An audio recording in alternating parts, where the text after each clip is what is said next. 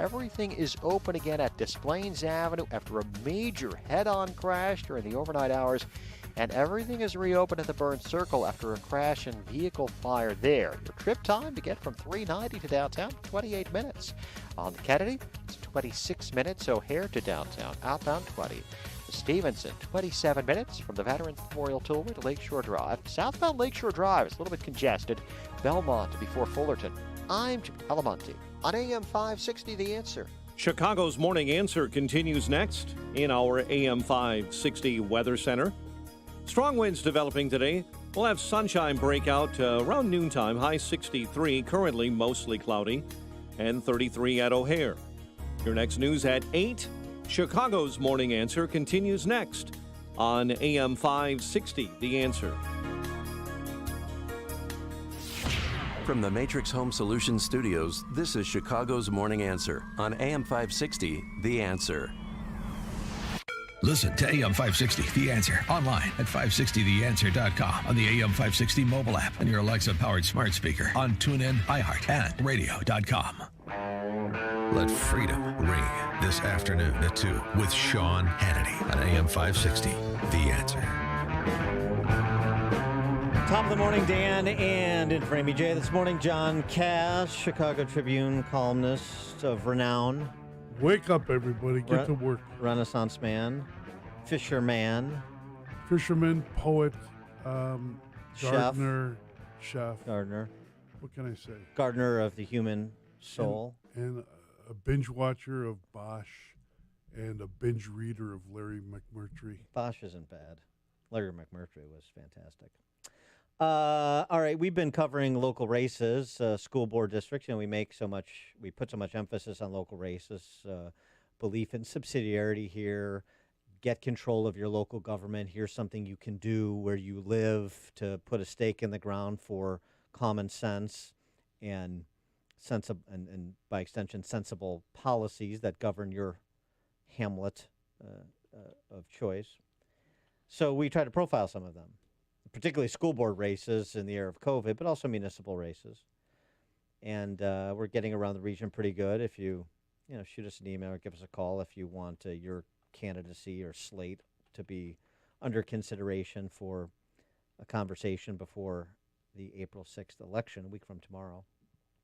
The latest, and this is another typical cautionary tale about, what was that phrase you coined, John, the bipartisan combine? The bipartisan combine working against you. Just like in Congress. Yes, and this is Northwest Suburbs, the tale of the Northwest Suburbs, the tale of Illinois. Republicans who are enemies inside the perimeter, but the party leadership doesn't see that, or they overlook it. And then all of a sudden, what do the enemies inside the perimeter do? Betray the party and do the bidding of the other side. Sometimes they just formally go right over to the other side, as has happened in Maine Township. That's the thing that gets me with this thing. Why not? You've got Democrats running as Republicans. They get on the township board. They're really Democrats. Now they're running as Democrats. Why are people even supporting that? Well, right, exactly. How can you trust it? Well, I guess, when you see somebody do something out of pure political expediency and you vote based on pure political expediency, I guess those values align. When you slap a chumbalone and he said, "Please, sir, can I have another?" Then you slap him again. Well, for more on what's happening in the Park Ridge Des Plaines area, most of it isn't good. I mean, Maine Township schools are awful. But at the township level, pleased to be joined by Earl Wilson, who's the Republican candidate for Maine Township Supervisor, heading a slate of Republican candidates for township offices. Earl, thanks for joining us. Appreciate it. Thank you. I appreciate it as well. Yeah. So your Des Plaines Library Board, at least you've held that position, and it seems to me, just reading up on the contest a little bit, boy, the one issue that sells it for me, and we can have a real quick conversation. Sure. The Republicans on the board moved to eliminate part-time elected officials from accessing state pension funds, IMRF. Correct. You're good with that. You don't think they should get pensions. and your opponent wants to revisit it because he wants them to get pensions. That would be the only reason to revisit it. So one person wants to put more part-time employees on the dole for these guaranteed benefit pension plans, and one candidate doesn't. You're the candidate that doesn't. He's the candidate that does. There's your choice, Maine Township, as far as I'm concerned. We definitely need pension reform, right? And part-time employees shouldn't be getting a pension. If you're an employee, you shouldn't be exempt, and because you're a candidate, you get special privileges. I think you run for public service because you want to help the public and not pad your own pocket. And the Republicans on the board again moved to remove all elected positions, the politicians, the elected officers, from pension participation as well, correct? They absolutely did, and they also lowered their salaries for all elected positions as well. So how often do you hear that happen? Never. That's relatively novel. So what's the problem, and why did these Republicans become Democrats after getting elected? Well, that's a great question. They really didn't stand up for our community very well, and they weren't going to be supported by the Republican Party anymore. So they switched parties when it behooved them to jump to the other side. Wait a minute. Wait. Okay. How did they get elected as Republicans if they were Democrats? What did the party do? Where's statewide Republican people don't really like me because I often ask stupid questions like this. How did they get elected? Where was the party? They presented themselves as fiscally conscious, wanting to do the best for the community, and then when they actually got into those chairs and on that board, they weren't making decisions that were in the best interest. For example, they just kept the levy at what it was and kept an abundance of funds to an excess of $11 million and didn't want to give it back. They just want to keep taking money back away. So we want to give money back to the residents where they deserve it, in their pockets where they can spend it. Well, I mean, at least here with Maine Township Republicans, they excise the enemies inside the perimeter. With the statewide Republicans, they just put them in leadership positions and continue to support them and just sort of blow past the fact that they're doing the other side's bidding. So at least there's some accountability locally there with the Republican Party in Maine Township. That also is novel. When you talk about, Earl, giving money back to the taxpayers, you're talking about rather than piling up a slush fund, abating property taxes, for example. Absolutely, that's exactly what I'm talking about. And then there's also just spending the money that you have and not wasting it. So absolutely, if you're not using it, send it back, and what you do have, spend it wisely. Can you give us an example of some of the largesse in township government that you would like to address if you're elected supervisor in Maine Township? Somebody emailed me to ask about the food pantry, notorious dumping ground for idiot cousins to make money they shouldn't be making at the township government level. Is that an area of excess? Everything has got to be looked at. It just has to be reevaluated. And part of my career was to go out and look for problems and to solve them. And the problem can just be something's just not running efficiently, and to make it better. So an example of the food pantry. In March, we had COVID set in, and people were looking for food, and the food pantry ran out of food. And it was a bit of a shock that in one, you saw that there was going to be a higher demand for it, yet the food pantry did not go out and buy food. So how do you not be prepared for what you see coming down the pike and get your residents what they need?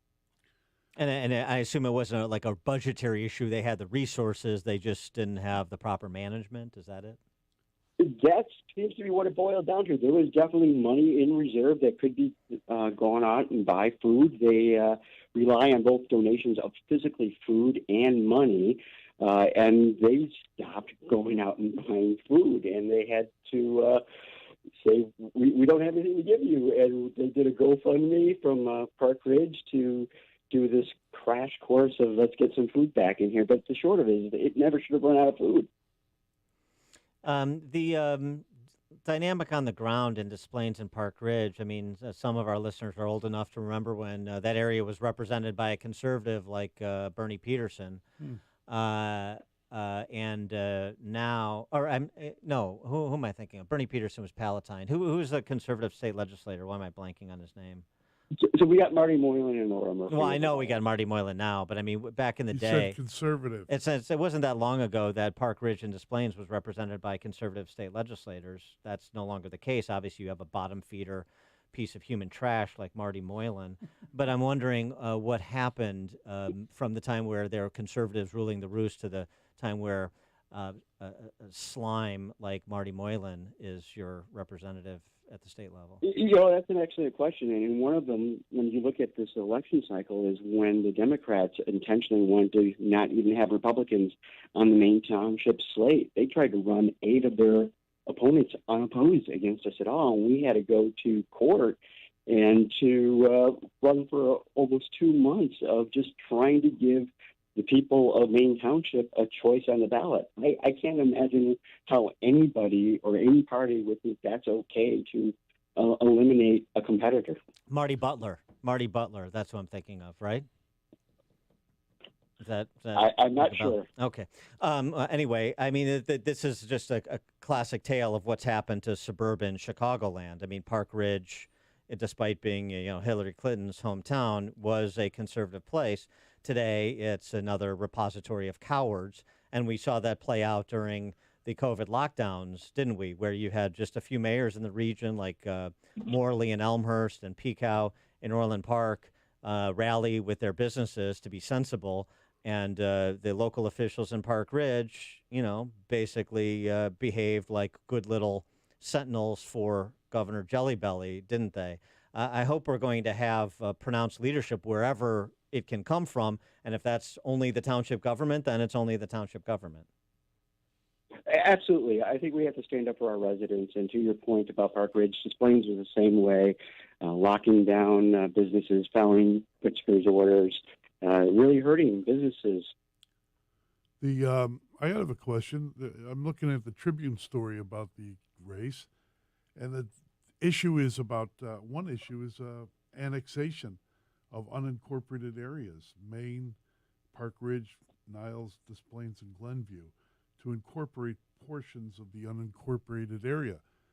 My question, does that include Paradise Pup? Because Paradise Pup is you got to get the cheeseburger there with the Merck's cheese on it. You're so easy. It's just right through your stomach and you get John Cass. You know why? Because I've been here not getting paid since 5 o'clock in the morning, and I'm getting hungry. Okay, so are you taking care of Paradise Pup? What's going on with that? Well, Paradise Pup is actually in Des Plaines Incorporated, so no, they've already got them. They're good. But to your point about unincorporated areas, I've absolutely had conversations with the city manager of Des Plaines and asked him, what is it that makes a city want to annex a unincorporated area? What are the attractiveness to do that? So that's something that we'll absolutely look into and investigate. What's a message outside of the corporate boundaries of Maine Township for other people who want to run for local office? Obviously, this is a spirited campaign, and there's name calling and all kinds of other things that are associated with political campaigns. What's your message, your slate's message for candidates in the greater region running for local office or thinking about running for local office? The short of it is, I've heard the phrase so many times that it's difficult to live here, it's expensive to live here. Somebody should step up and do something about it, and that's where I'm coming from. Is I'm that person. I've got that skill set. By my trade, I solve difficult problems on time, on budget, and without any excuse. That's something that people in the private sector have to do. It's something that we should expect from our public servants as well. And running for office is extremely difficult. I think it's cumbersome by design, just so that the machine can keep chugging along and putting who they want in there as opposed to who actually best represents the people. Where can people get more information about your candidacy and the rest of the candidates on your slate? So absolutely. We have a Facebook page, which is the Maine Township GOP Clean Slate 2021, and we got a lot of information about us and what we're doing. And then I also wanted to throw in that tonight, the Republican Women of Park Ridge has keynote speaker Lieutenant Colonel Alan West on Zoom that we're letting anybody who is a member of the Park Ridge Club, they can join the Zoom and see Colonel West. That's And fantastic. that's happening tonight. Alan West is great. Maine Township GOP Clean Slate 2021 is the Facebook page, and Maine Township Republicans and that Republican women of Park Ridge, as you said, that Colonel West Zoom event tonight. Good stuff. Earl Wilson, Maine Township Supervisor candidate, the Clean Slate team in Maine Township. Thanks for joining us, Earl. Good luck. Thank you. Good luck, sir. And you joined us on the Turnkey.pro answer line. It's like a hot, steaming cup of information to start your day. It's Chicago's Morning Answer on AM 560. The Answer.